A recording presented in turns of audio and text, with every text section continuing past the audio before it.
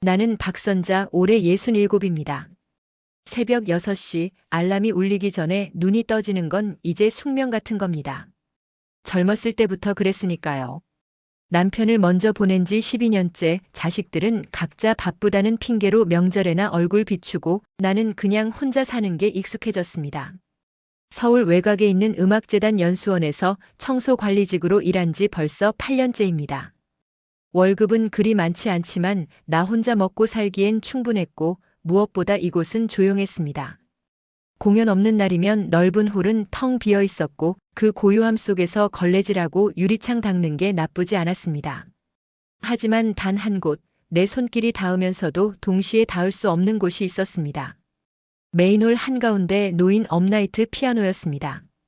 낡았지만 누군가 정성스럽게 관리하는 게 느껴지는 세월의 무게가 묻어나는 악기였습니다. 여긴 절대 손대지 마세요. 이사장님 물건이에요. 입사 첫날부터 들은 말이었습니다. 먼지만 살짝 닿고 건반은 절대 건드리지 말라는 거였죠. 처음엔 그냥 그러려니 했습니다. 남의 물건 함부로 만지는 건 예의가 아니니까요. 그런데 이상한 겁니다. 청소할 때마다 그 피아노 앞을 지날 때면 발걸음이 저절로 느려졌습니다. 먼지를 닦는 행주가 건반 위에서 유난히 오래 머물렀고 손끝이 건반의 촉감을 기억하려는 것처럼 천천히 움직였습니다. 사실 나한테도 피아노와 관련된 과거가 있었습니다. 22살 지방 작은 도시의 교회 합창단에서 반주자로 일하던 시절이 있었습니다. 정식으로 음대를 나온 건 아니었지만 어릴 적부터 귀가 좋아서 한번 들은 멜로디는 금방 따라 칠 수 있었고 악보 보는 법도 독학으로 익혔습니다. 그때는 정말 행복했습니다. 일요일마다 성가대 반주를 하고 평일엔 동네 아이들한테 피아노를 가르쳤습니다.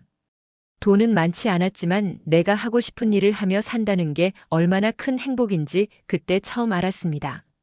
그리고 그곳에서 언니를 만났습니다. 최은주 언니. 나보다 5살 많았고 성악을 전공한 분이었습니다. 서울에서 내려왔다고만 했지 자세한 사정은 말하지 않았습니다. 그냥 합창단에서 소프라노 파트를 맡았고 나는 언니의 반주를 했습니다. 언니는 노래할 때 완전히 다른 사람이 됐습니다. 평소엔 과묵하고 어딘가 슬픈 눈빛을 가진 사람이었는데 노래할 땐 눈이 반짝였고 목소리는 천사 같았습니다. 나는 언니의 노래를 들으며 반주하는 시간이 너무 좋았습니다. 선자야, 너 재능 있어. 제대로 배우면 훌륭한 반주자 될 수 있을 거야. 언니가 자주 해주던 말이었습니다. 그 말이 너무 좋아서 나는 돈을 모으기 시작했습니다.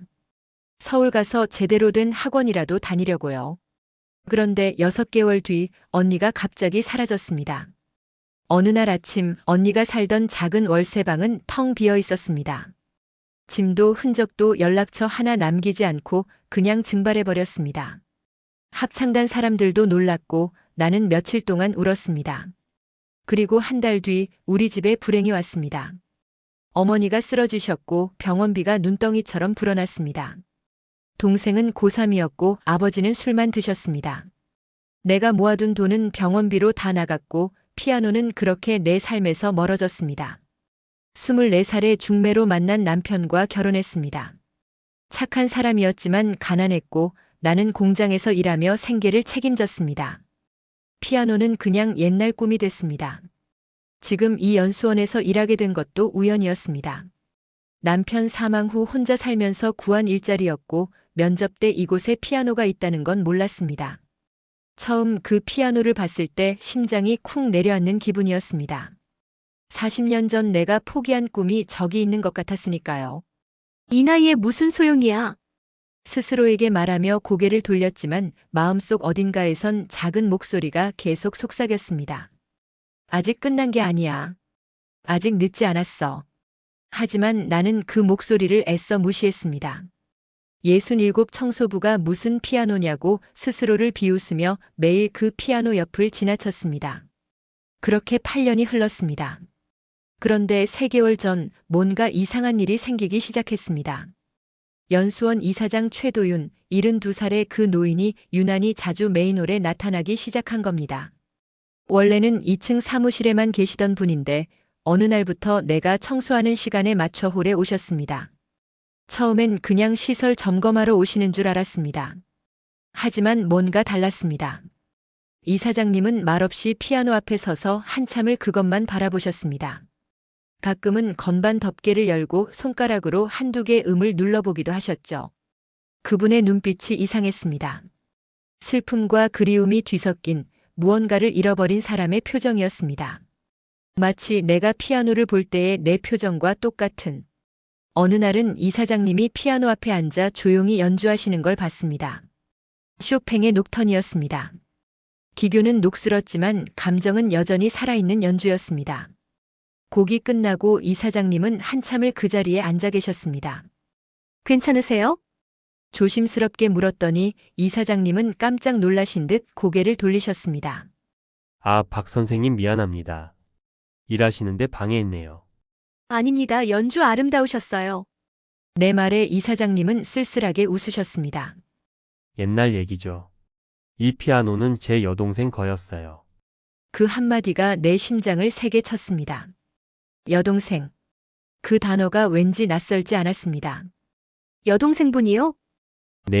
40년 전에 집을 나갔습니다. 이 피아노만 남기고. 이사장님의 목소리가 떨렸습니다. 제가 잘못했어요. 동생이 음악을 하고 싶다고 했을 때 말렸거든요.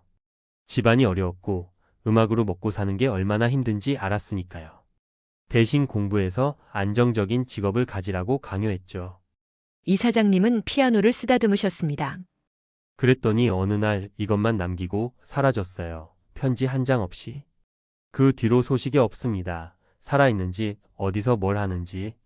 나는 숨이 막혔습니다. 최은주 언니가 떠올랐기 때문입니다. 언니도 서울에서 내려왔다고 했고 가족 얘기는 절대 하지 않았습니다. 그리고 언니의 성도 최 씨였습니다. 하지만 확신할 수 없었습니다. 최 씨가 얼마나 흔한 성인데요. 그냥 우연의 일치일 수도 있었습니다. 혹시 여동생분 성함이? 물어보려다 말았습니다. 40년 전 일인데 이름을 말한다고 해서 뭐가 달라질까요? 오히려 상처만 건드리는 것 같았습니다. 그날 이후로 이사장님은 더 자주 메인홀에 오셨습니다. 그리고 이상하게도 내가 일하는 모습을 유심히 보셨습니다. 처음엔 불편했습니다. 일을 잘못하나 감시하시는 건가 싶어서요. 그런데 어느 날 내가 무심코 노래를 흥얼거리고 있다는 걸 깨달았습니다. 고향의 봄이었습니다. 옛날 합창단에서 가장 많이 반주하던 곡이었죠. 그 순간 이사장님의 표정이 확 변했습니다. 뭔가 충격받은 사람처럼 눈을 크게 뜨시고 나를 뚫어지게 쳐다보셨습니다. 박 선생님 혹시 음악 하셨어요? 갑작스러운 질문에 나는 당황했습니다. 아, 아닙니다. 그냥 옛날의 취미로. 아니에요. 그 발음, 그 호흡법? 그냥 아마추어가 아니에요. 이사장님의 목소리에 묘한 긴장감이 있었습니다. 혹시 어디서 배우셨나요? 선생님은 누구고 어느 합창단에 계셨나요? 질문이 쏟아졌습니다. 나는 점점 더 불안해졌습니다. 왜 이러시는 걸까요? 혹시 내가 피아노를 몰래 친 걸 들킨 걸까요? 아니, 나는 한 번도 안 쳤는데. 제가 뭘 잘못했나요? 떨리는 목소리로 물었더니 이사장님은 황급히 고개를 저으셨습니다. 아닙니다. 그게 아니라. 미안합니다. 제가 너무 갑자기. 그날 이후로 이사장님과 나 사이엔 묘한 긴장감이 흘렀습니다. 서로 뭔가를 확인하고 싶지만 확신할 수 없는 그런 어색한 거리감이었습니다. 그리고 2주 전 결정적인 순간이 왔습니다. 이사장님이 지방 출장으로 사흘간 자리를 비운다는 공지가 떴습니다. 야간 근무는 나 혼자였습니다. 그날 밤 비가 조용히 내렸습니다. 메인홀은 평소보다 더 깊은 고요에 잠겨 있었습니다. 나는 피아노 앞에 섰습니다.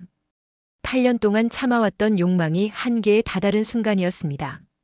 한 번만. 진짜 딱 한 번만. 떨리는 손으로 건반 덮개를 열었습니다. 건반 덮개가 열리는 순간 오래된 나무 냄새와 함께 40년 전의 기억이 밀려왔습니다. 손을 건반 위에 올렸습니다. 손가락이 심하게 떨렸습니다. 관절염 때문인지 긴장 때문인지 알 수 없었습니다. 67살의 거칠어진 손, 청소와 빨래로 굳어버린 이 손으로 과연 소리를 낼 수 있을까요? 첫음을 눌렀습니다. 땅. 맑은 소리가 텅 빈 홀에 퍼졌습니다. 그 순간 눈물이 났습니다. 이 소리였습니다. 내가 그토록 그리워하던 이 울림이었습니다. 손가락이 저절로 움직이기 시작했습니다. 고향의 봄. 40년 전 교회 합창단에서 가장 많이 반주하던 곡이었습니다. 악보도 없이 그저 기억만으로 연주했습니다. 처음엔 손가락이 버벅거렸습니다. 템포도 불안정했고 몇 번이나 음을 틀렸습니다. 하지만 이상했습니다. 연주하면 할수록 손이 기억을 되찾아갔습니다. 마치 40년이 한순간에 사라지는 것 같았습니다. 곡이 끝났을 때 나는 건반 위에 얼굴을 묻었습니다. 그리고 한참을 울었습니다. 왜 이제야? 왜 이렇게 오래 참았을까? 후회가 밀려왔습니다. 병든 어머니도 가난한 집안도 내 잘못이 아니었는데 왜 나는 내 꿈을 포기해야 했을까요? 왜 나는 내가 좋아하는 것을 하면 안 됐을까요? 그때였습니다. 은주야. 뒤에서 떨리는 목소리가 들렸습니다. 나는 깜짝 놀라 돌아봤습니다. 계단 위에 이사장님이 서 계셨습니다. 얼굴이 새하얗게 질려 있었고 눈에는 눈물이 가득했습니다. 이 이사장님 죄송합니다. 제가 감히. 나는 황급히 일어서려 했습니다. 하지만 이사장님은 천천히 계단을 내려오며 손을 저으셨습니다. 아니에요. 그게 아니라. 이사장님은 내 앞까지 와서 멈춰 섰습니다. 그리고 나를 뚫어지게 쳐다보셨습니다. 그 연주 그 손놀림 똑같아요. 네. 제 동생이랑 똑같아요. 템포, 터치, 페달 쓰는 법까지. 박 선생님 혹시 이사장님의 목소리가 떨렸습니다. 40년 전에 지방에서 합창단 반주하신 적 있으세요? 나는 숨이 멎는 줄 알았습니다. 네. 있습니다. 그럼 혹시 최은주라는 사람 아세요? 최은주. 그 이름을 듣는 순간 온몸에 전율이 흘렀습니다. 언니. 최은주 언니요? 이사장님의 눈에서 눈물이 쏟아졌습니다. 그럼 정말 박 선생님이 그 선자 씨? 우리는 한참을 서로를 바라만 봤습니다. 40년이라는 세월이 한순간에 무너지는 순간이었습니다. 동생한테 편지가 한 통 있었어요. 이사장님은 떨리는 손으로 지갑에서 낡은 편지 한 장을 꺼냈습니다. 집을 나가기 전날 밤 피아노 위에 놓고 간 거예요. 40년 동안 제 지갑에 넣고 다녔습니다. 편지는 누렇게 발해 있었습니다. 이사장님은 그것을 조심스럽게 펼쳤습니다. 오빠에게. 나를 이해 못해도 괜찮아요. 다만 이것만은 알아주세요. 나는 노래하지 못하면 죽은 것과 같아요. 오빠가 원하는 삶을 사느니 차라리 떠나겠어요. 피아노는 오빠가 가지세요. 언젠가 이것을 보면 내 마음을 조금이라도 이해할 수 있을 거예요. 그리고 선자에게 전해주세요. 내가 미안하다고. 약속을 지키지 못해서. 선자는 정말 재능 있는 아이예요. 꼭 음악을 계속하라고 전해주세요. 편지를 읽는 이사장님의 목소리는 계속 끊겼습니다. 나는 그 자리에 주저앉았습니다. 40년 전 언니가 나를 생각했다는 것, 마지막 순간에도 나를 걱정했다는 것, 그 사실이 가슴을 후벼 팠습니다. 저는 언니의 말을 지키지 못했어요. 나는 울먹였습니다.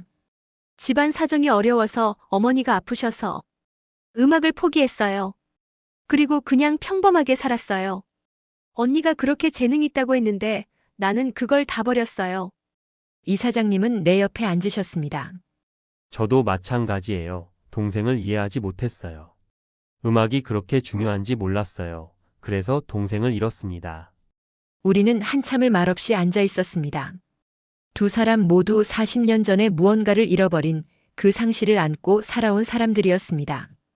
박 선생님, 이사장님이 조용히 말씀하셨습니다. 제가 찾아봤어요. 동생을 40년 동안. 찾으셨어요? 15년 전에 소식을 들었습니다. 이사장님의 목소리가 낮아졌습니다. 동생은 10년 전에 세상을 떠났어요. 그 말을 듣는 순간 세상이 멈춘 것 같았습니다.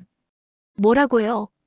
동생은 지방의 작은 교회에서 성가대 지휘자로 일했대요. 결혼도 하지 않고 평생 혼자 살면서 아이들에게 노래를 가르쳤답니다. 이사장님은 주머니에서 오래된 사진 한 장을 꺼냈습니다. 흑백 사진이었습니다. 성가대복을 입은 언니가 아이들에게 둘러싸여 웃고 있었습니다. 이게 15년 전에 받은 마지막 사진이에요. 동생을 알던 교회 목사님이 보내주셨죠. 사진 속 언니는 나이가 들었지만 여전히 그 맑은 눈빛을 가지고 있었습니다. 내가 기억하는 그 모습 그대로였습니다. 언니, 손가락으로 사진을 쓰다듬었습니다. 40년 만에 보는 언니의 얼굴이었습니다. 목사님 말씀이 동생은 마지막까지 행복했대요. 가난했지만 매일 노래하며 살았고 제자들을 정말 사랑했답니다. 폐암이었는데 마지막 순간까지 침대에서 찬송가를 불렀대요. 이사장님의 눈에서 또 눈물이 흘렀습니다. 그런데 전 그걸 15년이 지나서야 알았어요. 동생이 어디서 어떻게 사는지, 행복한지 그 모든 걸 너무 늦게 알았습니다. 찾아가서 사과하고 싶었는데 이미 10년 전에 세상을 떠난 뒤였어요. 나는 가슴이 찢어지는 것 같았습니다. 언니가 세상에 없다니. 언젠가 다시 만날 수 있을 거라는 막연한 희망을 품고 살았는데 그 희망이 산산조각 난 순간이었습니다. 언니는 저를 찾지 않았나요? 찾았어요. 목사님이 동생의 일기장을 보내주셨는데 거기에 박 선생님 얘기가 많이 나왔어요. 이사장님은 또 다른 봉투를 꺼냈습니다. 그 안에는 일기장을 복사한 종이들이 들어 있었습니다. 읽어보시겠어요? 떨리는 손으로 받았습니다. 언니의 글씨체가 그대로였습니다. 단정하고 예쁜 글씨. 1988년 3월 12일 오늘도 선자 생각이 났다. 그 아이는 지금 어디서 뭘 하고 있을까?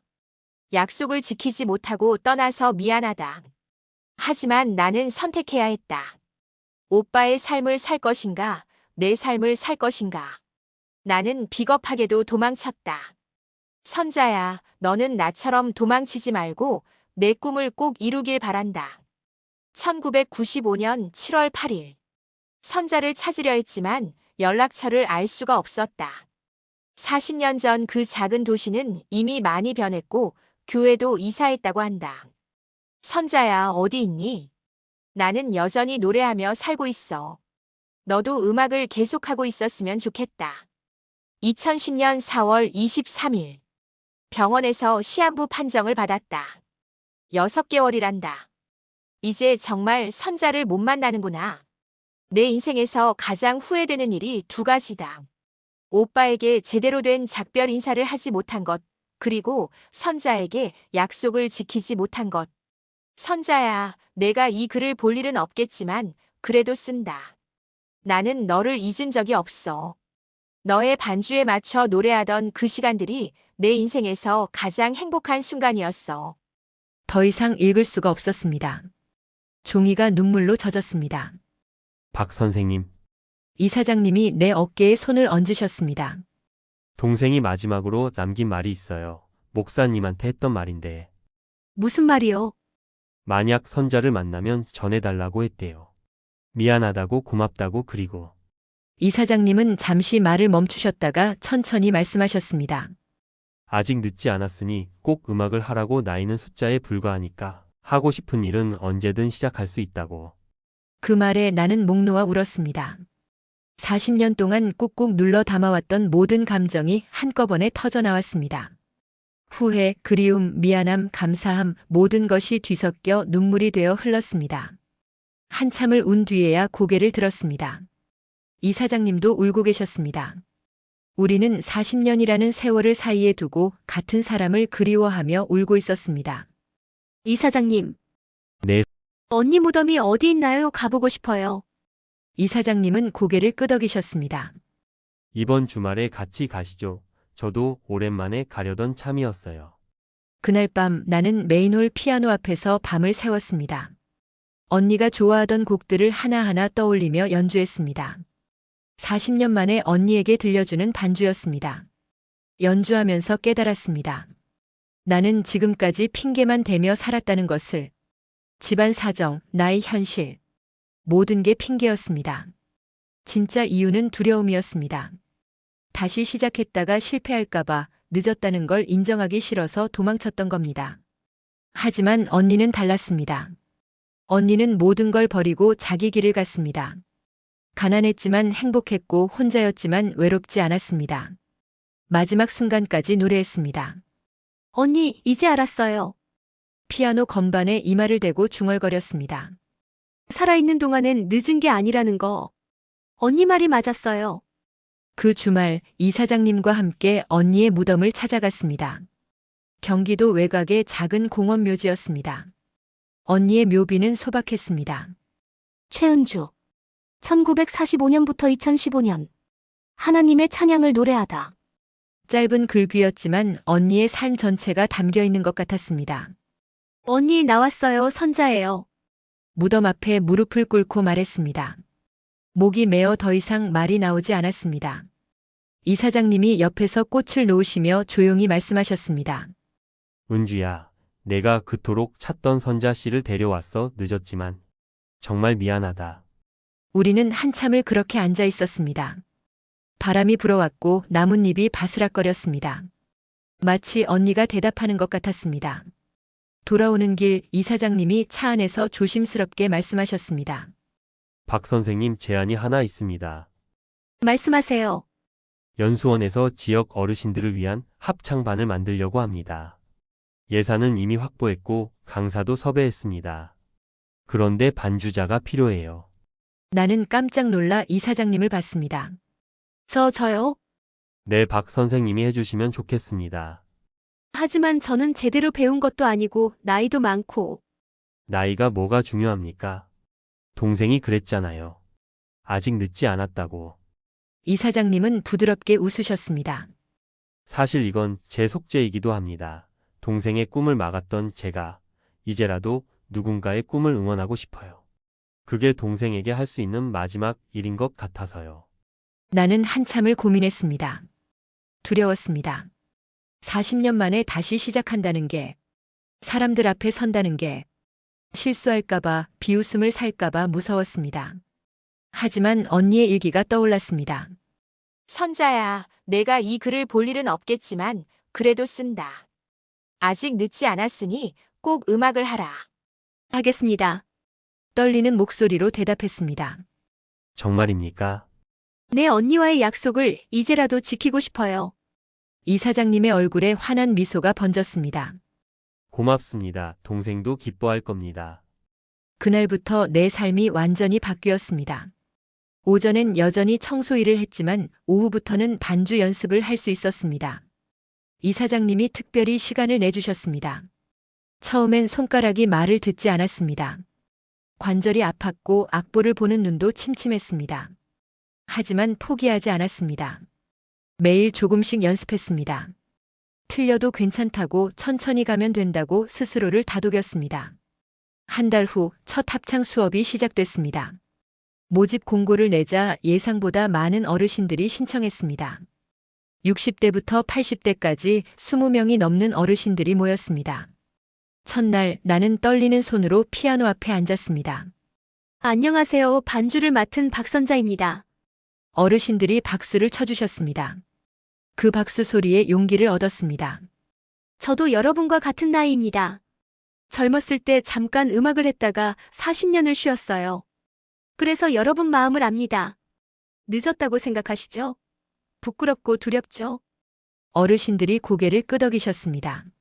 하지만 우리 함께 해봐요. 나이는 숫자일 뿐입니다.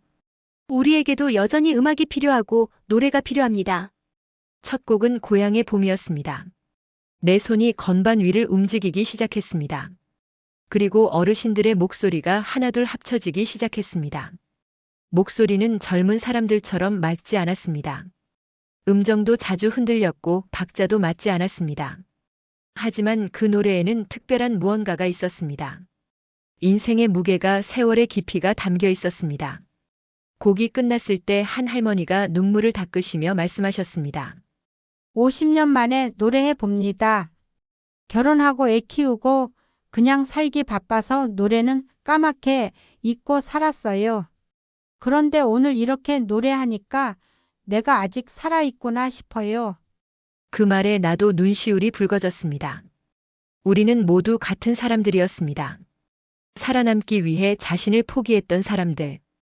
이제야 자기 목소리를 되찾는 사람들. 연습이 끝나고 이사장님이 찾아오셨습니다. 어땠습니까? 좋았어요. 정말 좋았어요. 나는 솔직하게 대답했습니다. 사실 무서웠어요. 40년 만인데 잘할 수 있을까? 하지만 막상 해보니까 알겠더라고요. 이게 내가 하고 싶었던 일이구나. 이사장님은 만족스러운 표정으로 고개를 끄덕이셨습니다. 동생이 봤으면 좋아했을 겁니다. 저도 언니가 보고 싶어요. 지금 이 모습을 보여주고 싶어요. 보고 있을 겁니다. 분명히. 합창반이 시작된 지 석 달이 지났습니다. 처음엔 서먹했던 어르신들이 이제는 가족처럼 친해졌습니다. 수업 전에 일찍 와서 수다를 떨고 수업 후에는 함께 차를 마시며 이런저런 이야기를 나눴습니다. 그런데 놀라운 변화들이 생기기 시작했습니다. 75세 김순옥 할머니는 처음엔 목소리를 거의 내지 못했습니다. 남편에게 평생 구박받으며 살아서 자신감이 없다고 했습니다. 하지만 석 달 후 할머니는 합창단에서 가장 큰 목소리로 노래했습니다. 선자 선생님, 저 요즘 집에서도 노래해요. 남편이 처음엔 시끄럽다고 했는데 요새는 옆에 앉아서 듣더라고요. 결혼하고 50년 만에 처음으로 남편한테 칭찬받았어요. 할머니의 얼굴에는 소녀 같은 미소가 번졌습니다. 68세 이철수 할아버지는 10년 전 뇌졸중으로 쓰러진 후 말을 더듬었습니다. 하지만 노래할 때만큼은 또박또박 가사를 불렀습니다.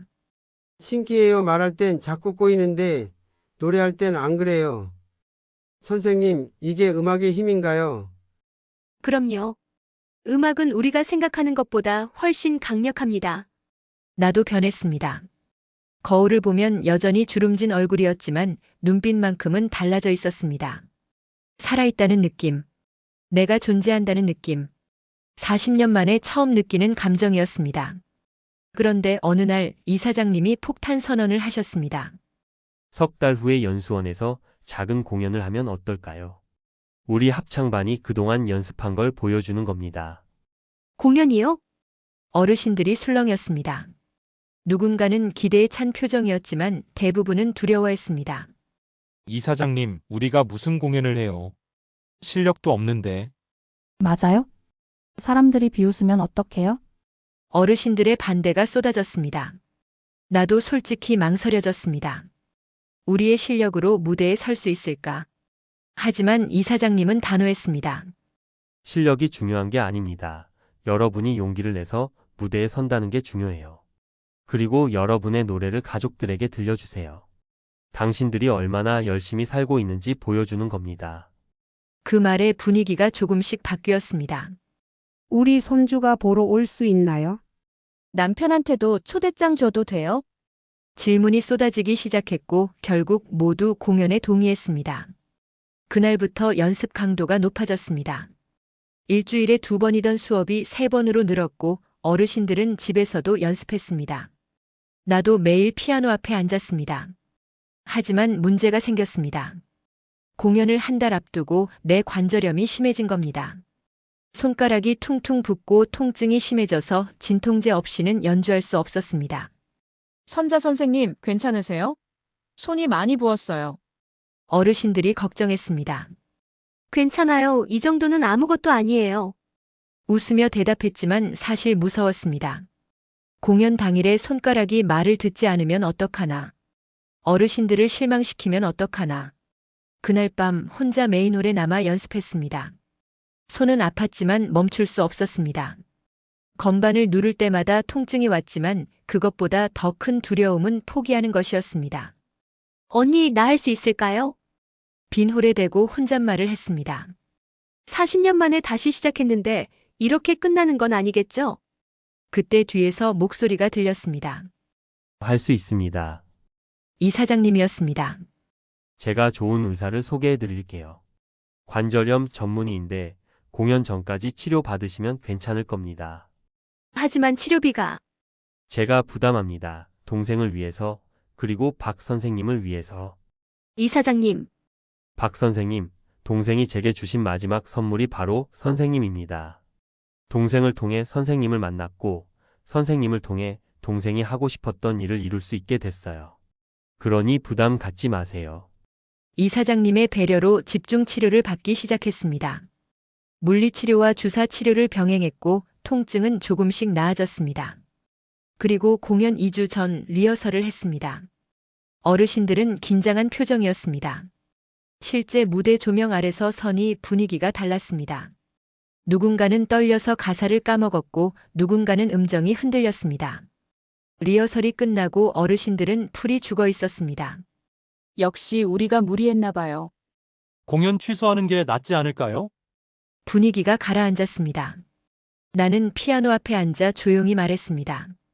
여러분, 우리가 왜 이 일을 시작했는지 기억하세요? 어르신들이 나를 봤습니다. 완벽한 공연을 하려고 시작한 게 아니에요. 우리가 아직 살아있다는 걸, 우리에게도 꿈이 있다는 걸 보여주려고 시작한 거잖아요. 내 목소리는 떨렸지만 확신에 차 있었습니다. 틀려도 괜찮아요. 음정이 흔들려도 괜찮아요. 중요한 건 우리가 여기 서 있다는 거예요. 60, 70, 80의 나이에 다시 도전한다는 거예요. 공연 당일이 밝았습니다. 새벽부터 잠을 이룰 수 없었습니다. 손가락을 움직여보며 상태를 확인했습니다. 다행히 통증은 많이 줄어들었습니다. 거울 앞에 섰습니다. 67의 나를 마주했습니다.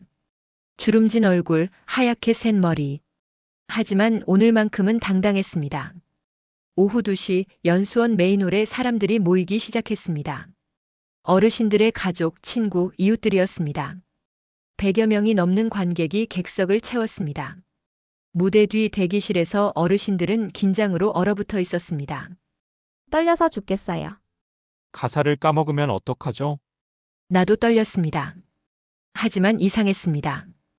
그 떨림이 두렵지 않았습니다. 오히려 살아있다는 느낌이었습니다. 여러분, 어르신들을 모았습니다. 우리 손 한번 잡아요. 20명의 손이 하나로 모였습니다. 따뜻했습니다. 주름지고 거친 손들이었지만 그 안에 담긴 용기가 느껴졌습니다. 우리는 이미 이겼어요. 여기까지 온 것만으로도 충분합니다. 그때 이사장님이 들어오셨습니다. 준비됐습니까? 네. 우리는 함께 대답했습니다. 무대막이 올랐습니다. 조명이 우리를 비췄습니다. 객석에서 박수 소리가 들렸습니다.